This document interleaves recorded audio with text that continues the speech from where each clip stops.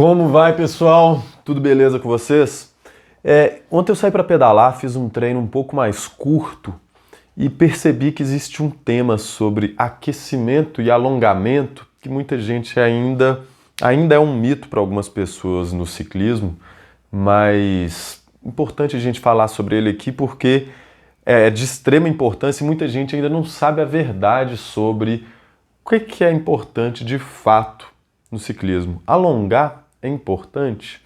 Então, antes de explicar sobre o aquecimento, que é algo que eu vou ensinar vocês como fazerem, como que eu faço, e eu acho que é de extrema valia, muda seu treino como um todo, muda toda a capacidade que você tem de fazer um treino de qualidade e principalmente de evitar lesões, vou falar sobre o alongamento e o mito do alongamento. O ciclismo e o mountain bike não são esportes que têm tanta importância de se fazer um alongamento antes ou depois do exercício. A gente precisa pontuar aqui, alongamento é uma coisa importante para o corpo, para o ser humano como um todo. Então você pode e deve fazer alongamento em outros momentos do seu dia. À noite, antes de dormir, na hora que você acorda, antes de tomar um café da manhã, no meio da tarde, fazer um alongamento. Isso vai fazer bem para a saúde do seu corpo como um todo, independente de você ser um atleta de ciclismo ou não. Agora, aquele negócio de chegar antes de subir da bicicleta, já de sapatilha e de capacete, e ficar fazendo um alongamento, não é algo bom para o ciclista. É lógico que algumas pessoas, alguns ciclistas vão recomendar essa prática e até alguns profissionais talvez vão recomendar e falar que o que eu estou falando é errado. Mas de onde que a gente parte desse princípio de que o alongamento antes do ciclismo não é bom? O ciclismo é um esporte diferente de outros esportes, como por exemplo um karatê ou vôlei. Pensa em uma luta qualquer, uma arte marcial. O cara tá lá em uma posição parada e de repente ele precisa levantar aquela perna lá em cima, dar um chute, ter força naquele chute e voltar para a posição. Isso exige flexibilidade, essa mudança repentina de movimento, enquanto o ciclismo é um movimento estático, rígido, mais ou menos a mesma coisa sempre. De vez em quando no mountain bike você vai ter um drop, você tem que ir com o braço lá na frente e tal, mas não é assim grande coisa. Em nenhum momento você precisa chegar com o pé lá na sua orelha e voltar. Isso pode mudar, por exemplo, para um BMX ou para um BMX freestyle, que o cara tem que dar uma manobra, voar a bicicleta lá em cima, mas não é o caso do mountain bike nem do ciclismo de estrada, onde os movimentos são rígidos, limitados. Mas alongar evita cãibra. Eu não acredito muito nisso. Na verdade, esse alongamento antes do exercício, ele vai deixar seu músculo frouxo, né? É aquele velho exemplo que falam do elástico. O músculo é como um elástico. Se você fica ali brincando com a elasticidade dele, ele fica, sim, mais elástico e vai ter mais elasticidade. Isso vai ser ótimo para você dar aquela pernada lá em cima do lutador de karatê, mas vai ser péssimo para o momento que você quer ter força, explosão. Você vai dar um sprint, quer ficar ali naquele movimento e você precisa de tração. Você não quer ser um elástico nessa hora. Nessa hora você quer ser a porra de um tanque de guerra. Você quer ter força. Tem que ter brutalidade no músculo ali. Então é um momento de rigidez.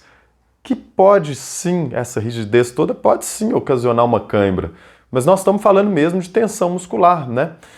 Então, a parte do alongamento, eu acho que vai ser polêmica para sempre, vai ter muita gente discordando de algumas coisas disso que eu estou falando, mas o que eu acho importante mesmo é a gente ter um aquecimento prévio.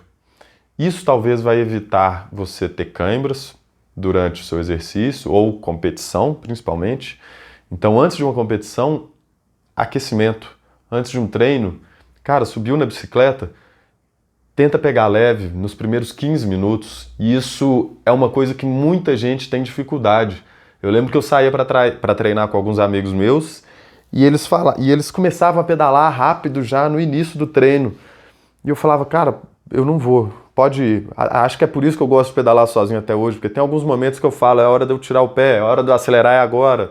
Preciso ficar sozinho, preciso andar no meu ritmo.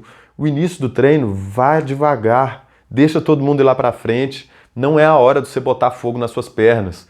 E a gente tem uma ansiedade, né? Subiu na bicicleta, a gente gosta de pedalar, a gente acordou para fazer força e já começar a fazer força na primeira subida de casa. Quem mora em Belo Horizonte, quem mora em uma ladeira e a saída para o treino já é uma subida, isso é um problema. Você tem que saber pegar leve nessa primeira subida. E se for um paredão, fica meio difícil, né, pegar leve, mas não é o ideal. O ideal é os primeiros quilômetros do seu treino serem planos, você ter tempo para respirar, seu coração ir acostumando aos poucos com aquela pancada. Você não vai começar a dar uma pancada tanto pelo cardio quanto pelo muscular. Você não quer que a sua musculatura, a sua perna, crie aquela tração inicial forte. A gente tem que fazer um treino crescente, começar leve, ter um tempo de aquecimento e aí você começa a apertar, começa a fazer seus tiros, faz a desgraça que você quiser. E no final também temos que ter um período de desaquecimento. Quando eu comecei a fazer competição, principalmente para competição longa, isso é importante. Bom, não principalmente para competição longa, né? As provas de cross-country são as mais importantes ainda de você aquecer. Prova de 12 horas, 24 horas, você não precisa aquecer porque isso já vai acontecer dentro da competição mesmo. Você vai ter tempo para, dentro da competição, fazer um aquecimento, deixar os caras irem lá para frente enquanto você aquece, aí você fazer sua corrida acelerando até você explodir as pernas, quebrar quantas vezes precisar, quebra, volta, recupera e termina a prova. Se tiver competição no outro dia, ainda vale a pena você fazer um desaquecimento. E o aquecimento é o que eu uso particularmente para não ter lesões. Eu acredito que lesão vem, assim, é uma série de coisas, né? Você ter academia em dia, você ter os treinos bem estruturados no quesito base, fase intermediária, fase final, você ter todo um acompanhamento de treino legal, mas eu acho que um ponto crucial para evitar lesão é a parte dos aquecimentos e não dos alongamentos, igual a gente vê. Esses dias circulou na internet aí um cara rodando perna pra caramba no bolsão de largada de uma competição.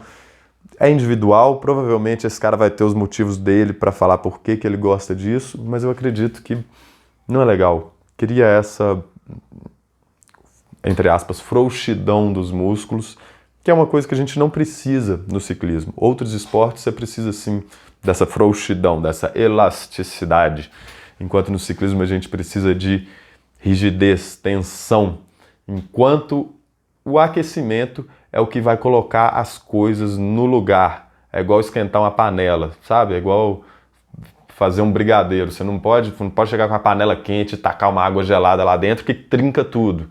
A mesma coisa é o nosso corpo. Você não pode subir na bicicleta e sair acelerando muito. Vai com calma, deixa ir esquentando aos poucos, deixa em banho-maria. Na hora que o corpo estiver quente, isso geralmente demora uns 15, 20 minutos. Aí você começa o seu treino, aí você vai com tudo. Falei bobeira?